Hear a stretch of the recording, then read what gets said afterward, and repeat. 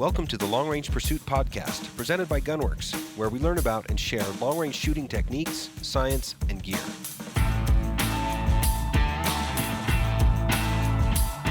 Well, guys, welcome to the Long Range Pursuit Podcast. Today, I'm joined by my two compadres, Tanner and Landon. Happy to have everybody listening here today. Sounds like we've got a pretty cool couple things for everybody listening.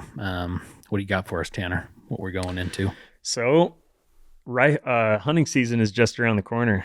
Yeah, and it's time to start thinking about getting prepared. So, I think we want to talk about what we need to do to get our rifle set up for hunting season. You know, make sure everything is squared away and whatnot. So, yeah, what are some of the things you guys like to do to get your rifle set up? You know, you and I were talking this morning, and I think like it's actually July right now, but you'll probably be listening to this in August. But like hunting season is not far away. Yeah, we're crunch time, right? And you know, I was just telling Mitch, like I haven't hardly pulled a trigger since like May. You know, I did a lot of shooting here in the spring, and I've kind of just been so busy working and summer stuff and whatever else. That it's like everything. I've hardly pulled a trigger. It's pretty much time to get that stuff figured out. You know, I'm not the kind of guy that likes to just wake up, or maybe go out and zero the Saturday before the hunt and then go hunt. Like I want to be shooting and prepping and feeling really, really good with that rifle or bow or whatever it is going into that hunt. So now's the time to get that stuff figured out for sure. Cool. I've been kind of the same. I hadn't shot a ton the last few weeks. I've been trying to hit it pretty hard. Just I want to try a couple different. Want to try a different bullet for this season on my one hunting gun, and so I'm just kind of toying around with some loads on that. So it's kind of me to kind of shoot that a little bit more too. So we like to test and tinker around here, so it makes it easy for a guy just buying a gun. He'd be like, okay, yeah, I've got some experience with that too, or somebody that's maybe, hey, I tried this bullet. What do you think? Yeah, I actually do like it. I've tried it. So I think sometimes, I can speak for myself at least. I think I kind of do myself more harm than good because I love to tinker so much that it's like this scope's on that gun and that scope's on that gun. And, same. And, like, I don't even know if I have a rifle assembled right, like like a big game hunting rifle assembled right now. Cause it's like, I had one that I was shooting some of these NRL hunter matches. It's my normal 6.5 PRC ultralight, but it's weighed down with heavy scopes and heavy stocks and stuff right now. I got to swap that stuff back. And, I've got a 7 SAUM that's in pieces and been tinkering with. And so, it's time to figure out, okay, what cartridge am I shooting? Which gun am I shooting? What scope is going on that? What bullet and what load am I hunting with? And that's driven pretty heavily by what hunts I've got coming up this fall. Maybe, I've got a hunt that has some tendency for some really long stuff. It's like I might reach for the 28 Nosler instead of the 6.5 PRC or, more elk versus deer. And so, there's a lot of thought goes into it. With you, like so let's say you go in together, right? You pick your 28 or whatever it is, right? What's your next few steps? So, I think the top level choice is, what caliber am I shooting? And that's driven by probably what kind of game I'm hunting primarily, right? Gotcha. It's like if it's elk, I'm reaching for something a little bit bigger. Okay. Last year, I drew a nice deer tag here in Wyoming, but I had a big elk hunt planned, big rifle elk hunt planned. And so I spent a lot of time with my 28, which I hadn't done much with for a couple of years. It kind of tends to collect dust in the back of the safe because I like shooting my 6.5 so much. But I was kind of dual purpose there last year. So I ended up spending a lot of time with both. I had my deer rifle and my elk rifle, which is how I originally built them. Although I kind of flip flop a little bit. This year I built a 7 SAUM. And so now I got to decide, the thought was the 7 SAUM is a lot lighter than the 28. And it's really nice for like some deep backcountry elk kind of stuff where I don't really feel like carrying the 10-pound 28 Nosler around. But do I want to use that for both deer and elk, or do I pull out the 6.5 for deer? For the deer side. So, man, I get pretty. I try to stick to one gun once I like start rolling with it. Like I obviously I shoot a ton and I tinker a ton, probably even more than you do. Sometimes I'm like, same thing, stocks on this gun, scopes on that gun. But I'm trying to, I try, especially this time of year, like I've finally, it's about 2 months ago, I got both my 2 main guns together and I'm just leaving them there. Yeah. And so like same thing, I have a SOM that's been my main kind of backcountry hunting, deer or elk, kind of one. And then I'm just spending as much time as I can just trying to, fine tune it, And like you said, it's crunch time, right? And here I am thinking about swapping around with a different bullet or something. So we'll see. If it shoots well, we'll try it. But I was gonna say, so the next step of, okay, you've picked your 7 SOM, let's say, right? Are you going to be are you going to try different bullets? Are you going to stick with something or is it going to be, and let's say you do pick a bullet, what's some things that you are going to go to the range, be like, hey, this is what I'm going out to the range for today. I think a lot of us go out to the range like, oh, I'm going to the range today, just go shoot.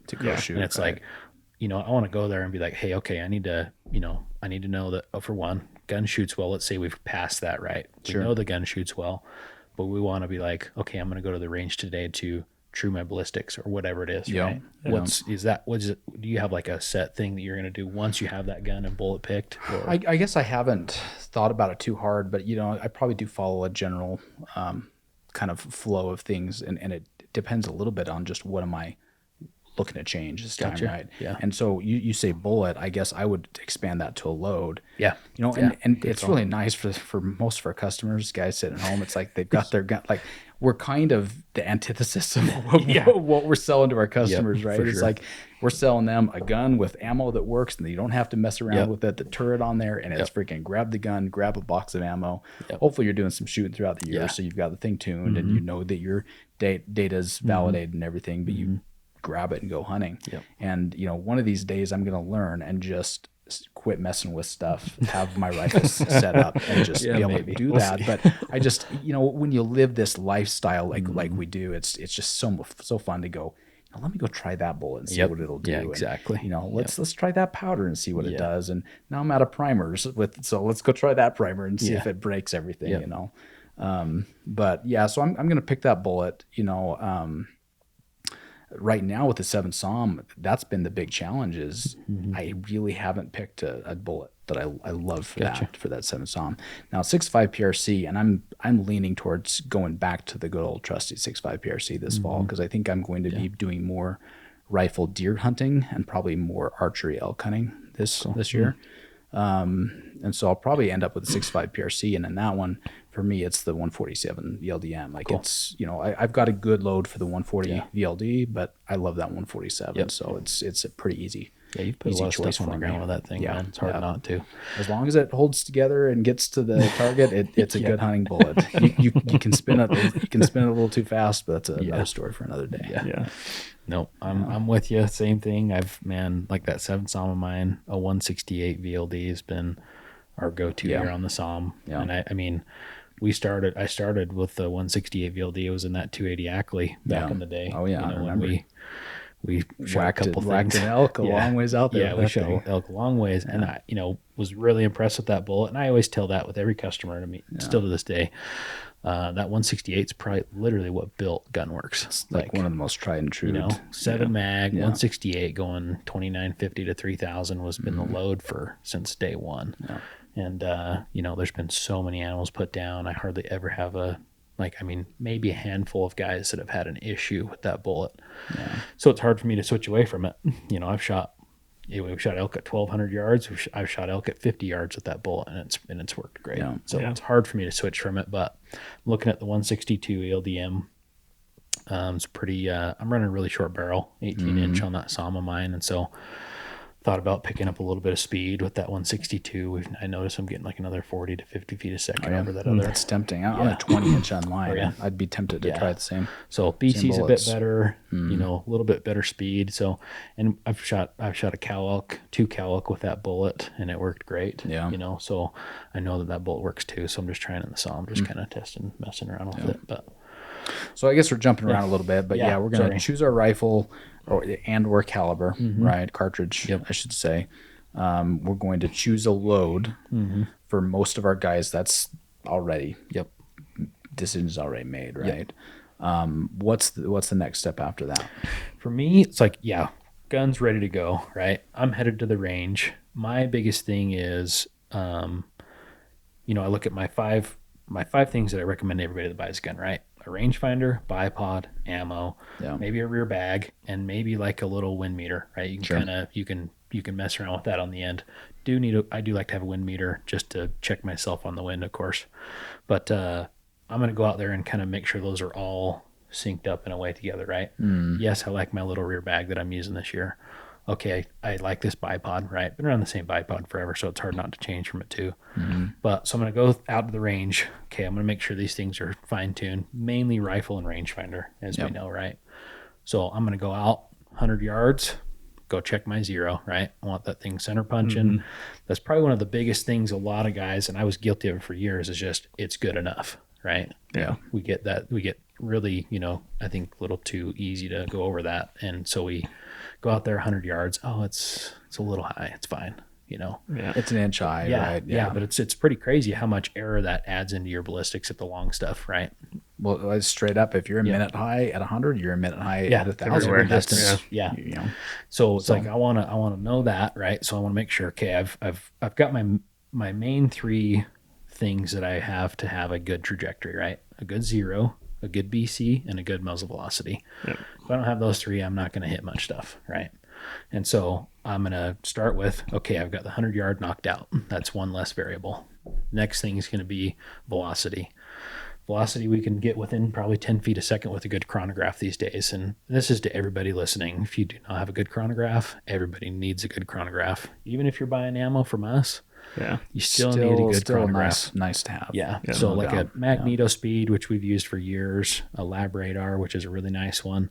The only pain with that I see is at the range is if you're with a bunch of other people shooting around you, it's hard to get it to work. You can get the trigger on there. The other thing is right now, if you don't have one, you can't get one because they don't exist. Point. They're impossible to get. Supply chain issues, but that's another story. Totally. So chronograph. I would recommend if you can't get a lab radar right now, is those magneto speeds are awesome. I've got one. It kind of sucks that you can't zero or check zero and velocities at the same time because that thing hanging off your barrel does change your point of impact.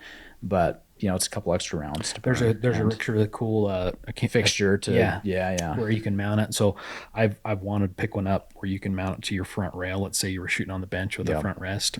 You can mount that magneto speed to the rail, and so it's not touching your barrel, so you can check that. So anyways, to everybody, get a magneto or something. It's nice because you can throw it in your gun case. It's so small, right? Pretty compact. So it's there. You can check your speed at the range. So then I've got two of those variables knocked out, right? I've got zero and I've got velocity knocked out. We've done all of the work for any of this going on, right? Honestly, you can grab our gun and a box of ammo of ours. Well, at this point, you're just confirming, right? Exactly. And if you're validating drops, maybe you definitely don't have to have that chronograph. Even though it's nice to, it's good to just see it. If you're a clicker too high, it's like, okay, well, maybe things have sped up a little bit, or this lot of ammo is a little hotter. But it's that truing stuff. So the truing with the rangefinder is like, some little fine tuning. And this is the far stuff, right? So like we practice, everybody sees 1,000 yards out of the box and we're shooting 1,200 yards and all this stuff and practicing. And it's like, I'm just trying to make those 500-600 yard shots just be chip shots, right? So practice all those long ones, get the data, money really far, but then everything inside is just that much more refined, So that's what I'm trying to do here by knocking these three out in a really nice ways. Once I know the velocity and zero, then I'm going to go check some distance, and if I need to adjust that BC a little bit, I can. But most of the time, it's really nice, especially because we've already pretty much got those BCs tuned with our barrels, because that is kind of a unique to each rifle, or not unique to rifle, but how the barrel's made and how it's leaving the barrel, and obviously all of ours is all the same, so it makes it easy. So those are the main three. I'm going to true those up, and when I say true, is running like our Revic app with the rangefinder and making sure, hey, okay, when I ranged 1,000 yards and I dialed to 1,000 yards, it hit at 1,000. And if you're a click high, then okay, well, we can adjust, make some slight adjustments. We can make some slight adjustments. There's one cool thing I'll kind of point out. This would be, I guess, more of a tip, before, as I'm in the field. Let's say we get out into hunting, we've tested all this. Everything's money on the range.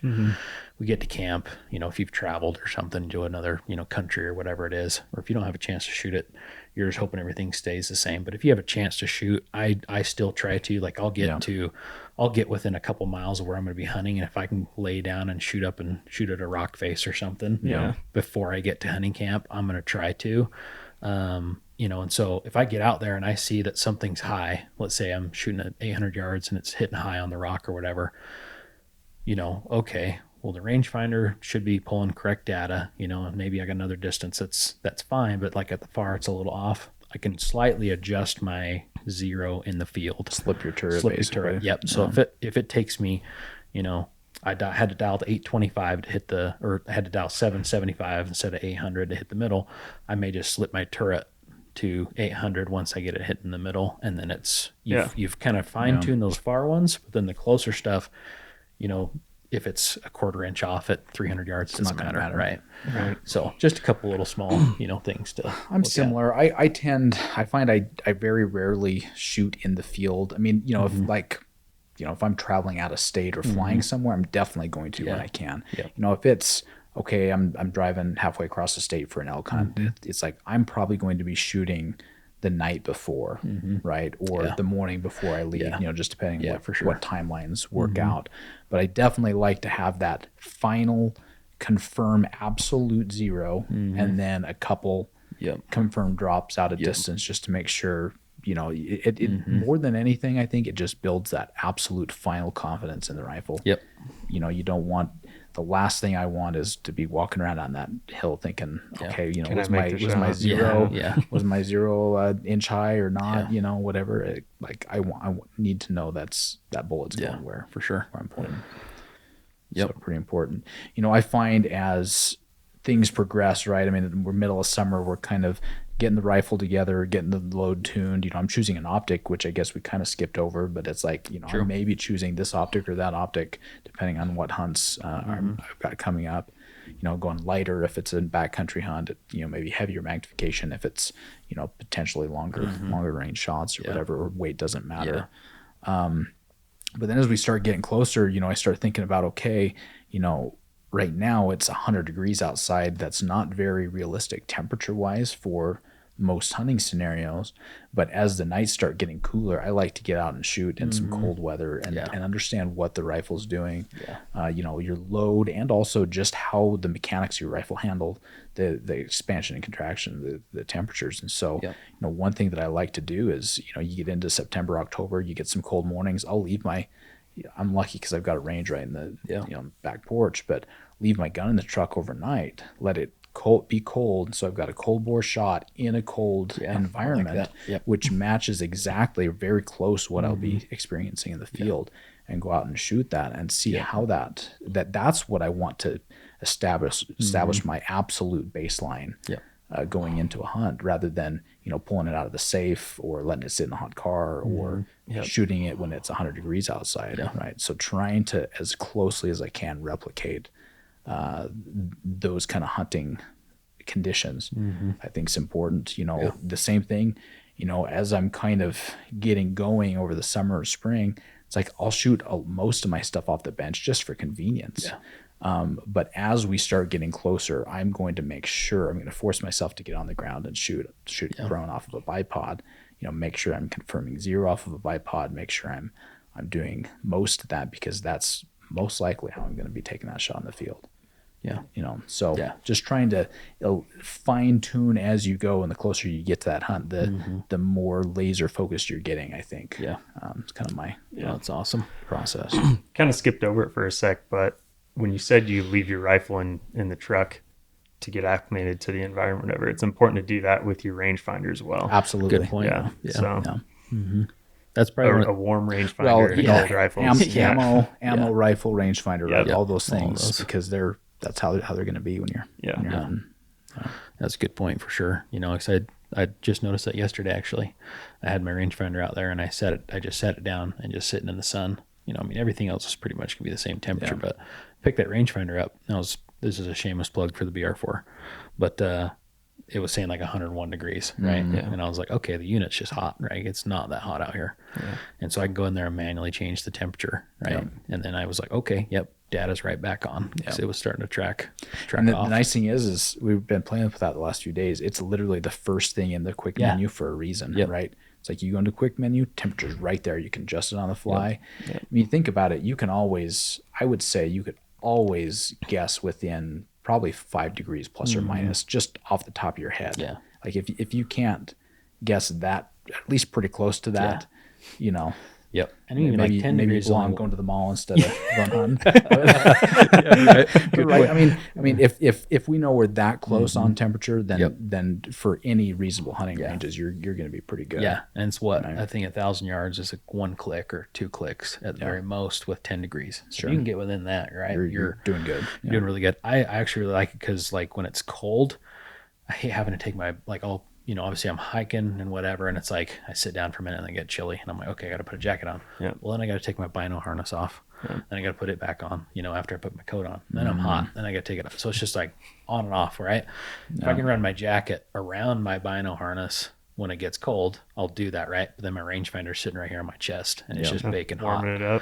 So yeah, it's a really nice feature. That's you can just easily change it. Super quick. So. Well, any other rifle prep? I mean, I guess we kind of talked about like the last minute kind of final prep kind of things. For me, I would, just going over the basics, man, of shooting for one. Like I think a lot of guys, and me included, I'll get lazy on certain stuff, where hey, maybe I didn't try to watch, I was loading my bipod the same way every shot, right? Maybe I was loading it super hard at first, and as I just slowly shoot more and more, it's less and less load, or vice versa. Maybe it's not enough at first, and then just trying to be more consistent, bring back those shooting fundamentals, from the start. Hey, go through some dry fire right before you start shooting. Maybe you haven't shot in a while. Hey, I pull out my gun. Maybe I'm gonna roll through 10 or 15 dry fires to make sure I'm doing this. Checking my parallax, going through your I would say is like your shooting process, right? I lay down, either I dial my turret or whatever your process is, just refine that. So when it's just muscle memory in a way, when it's, go time, you lay down, you're sitting behind the gun proper, you loaded your bipod and rear bag solid, you've checked your parallax, you've dialed your turret, right? And then you're ready to roll. So that'd be, another thing besides just the rifle that we're making sure we're doing our job. Cause a lot of time I'll get out there, early, like, I didn't shoot a ton during the winter because it was cold, right? And just didn't make the time to go shoot with trade show season and things. And I get out at the range and I start sending rounds down range, and I'm like, well, must have some ammo that's off. And then it's like a few minutes later I get down and I'm like, I wasn't even doing this. Like my parallax was like a half a turn off, and I'm like, oh, spin that. And then I was back on track, right? When I immediately started blaming the equipment instead of myself, right? So just stuff like that you can kind of iron out, and that's all comes on to you for that, right? It's nobody else's fault. So, we kind of touched on it, but I think one thing is, we talk about going to the range and doing some practice and getting some time under your belt. But I think the one thing I would say is make sure that you're making your range time count. Right. I think so often we go out and hit the range, and it's like we're so focused on getting a bullseye on that target that we're not focused about actually like what the process is, and that we're doing the right things to get there. So we go out and start walking bullets in, and it's like that's not gaining you anything for your hunt, right? You've got one shot to make that hunt count. Think like that when you go hit the range, right? Make that first shot that cold bore impact, not walking in and put a nice pretty group on on target. You can do the pretty groups when you're developing your load, if you're developing a load, or when you're earlier in the season when you're getting ready and preparing and kind of working on your mechanics. But when you're getting ready for your hunt, make that first shot count. Nothing else matters after that. I do the same kind of thing like as you, because it's all that first shot, and like it makes it nice for me, obviously, because we have that range down there in Burlington. So like I'll do those training schools late August, early September before hunts, and I'll get out there early. Like I'll be like, okay, I'm doing the school this week. I'll get down there early and, pull my gun out, and go try that. Right. Just for those one shot, I did that last year. And the year before, we have that one little 10-inch plate at 1,000. Mm-hmm. And it's just like, okay, I have one shot. Yeah. And I shoot it, and it's like, my wind call was right. bad. But my data was good, right? Yeah. And it's still going to give you confidence. A lot of guys will be like, oh, I missed the plate. Well, did you hold too much wind or not enough? Yeah. And it's like, but where was your data good? That's what I'm mainly looking at, right? Yeah. So that's where it's like all that first shot. I like Yeah. that a lot. You know, where it's just, I'll go out there, I shoot once. Okay, my wind call was off, but my data was good. Yeah. Better luck tomorrow. And I'll go do it again tomorrow. So we're lucky to be by the range, obviously. And so your average guy is not going to be able to do that. But if you just prepare for that. Still, it's like you can go to the range and burn 100 rounds that day, but that first one is the pull one it that out matters. of the case and just like, okay, here we go. Like you had your gun set up, last weekend. This weekend, I'm going to go out first shot out of the case and see how it does. And I would maybe even expand from there and say, okay, that first one counts. Now, say you did miss on the first one. Mm-hmm. Why? Yeah. And can you get it to the point where even if you did miss your cold bore, you know exactly what your follow-up is to get that second one better be dead center, right? Yeah. It's like you get good at calling that shot and correcting and correcting quickly and accurately.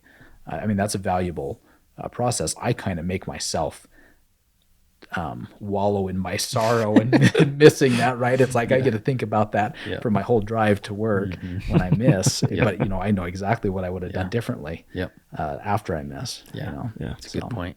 Yeah, we I had a different thought on that, but no, the biggest thing I would say that a lot of guys look over is that seeing that shot hit the plate or where it missed, right? Yeah. Because a lot of guys, I think that, and it comes down to those main shooting mechanics. I have a lot of guys that will just, like, they get out there, maybe they shoot that one shot, they've maybe got a spotting scope or somebody to watch them, right? And they'll shoot and they miss. You're like, okay. But it's like, you have a measuring tape in your scope you're looking through, right? Yeah. And so this is something I hammered a lot on with a few guys at this other school here just a couple weeks ago was, they were not trying to see that impact very often, right? They would just shoot, they'd put their head off the gun, grab the other round or whatever and change. And it's like, man, or waiting for their buddy to tell them where they hit, right? You want to see that hit through the scope. And that's something you can learn at the range every day. Even these big 30 cals, and up, it's like, I don't think there's an excuse that you're not seeing that hit through the scope unless you're in a really crappy position hunting, shooting off a log or something crazy, right? Yeah. And You probably got your scope turned up too far. If you're not going to roll into that. Yep. Yeah. So it's just like, back that scope power down, 10 or 15 power is plenty. Trust me, I know you can shoot way farther on like 5 or 6 power. You've done it. Yeah. You might have the world record on that one. Yeah, that's true. Yeah. What was it? 6 2 miles power? on 6 power? Yeah, 6 power dial, for 2 miles. So you don't need the glass there, trust me, story for to another see day. it. Yeah. So you need to get that power back down, 10 to 15 power at most, and load that bipod and the solid rear bag and keep your head on that gun, and make sure your body's in line with that barrel, right? Yeah. And you can see those impacts every time. There's no reason you can't, especially with a muzzle brake, right? We run suppressors because they're super nice to shoot without earplugs, right? But you actually have a harder time staying on target. Yeah, those muzzle brakes really control the rifle. They really push those rifles into the direction that we want to be able to see. Yeah. So that would be my big thing is if you're going to the range with an objective, go to be able to see every round hit through the scope. Yep. It's like, I want to go see every round hit through the scope today. And if I didn't, what can I do to fix the next one? Yeah.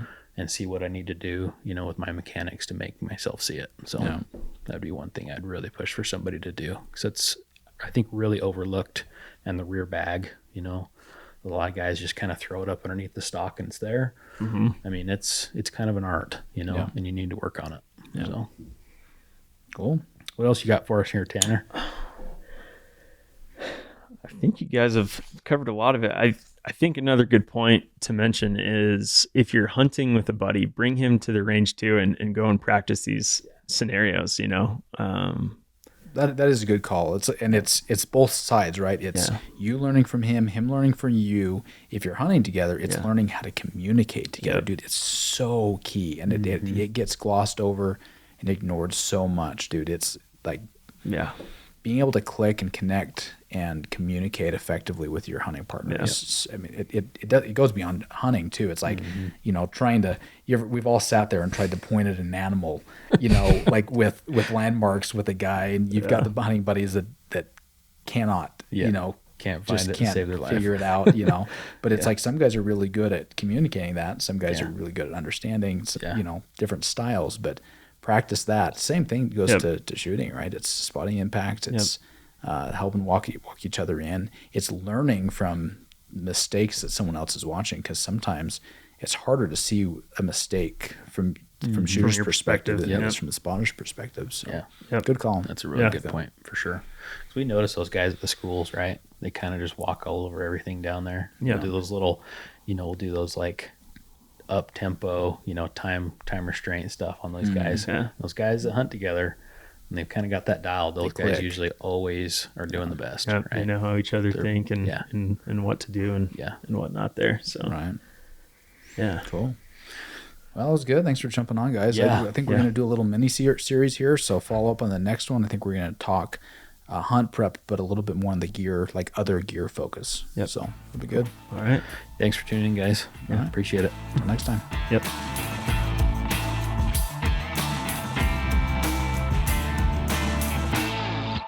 If you like what you're hearing here, please take a second and give us a 5-star rating and a positive review on iTunes or on your favorite podcast app. We appreciate your feedback and suggestions for topics you'd like discussed or questions you want answered on the podcast.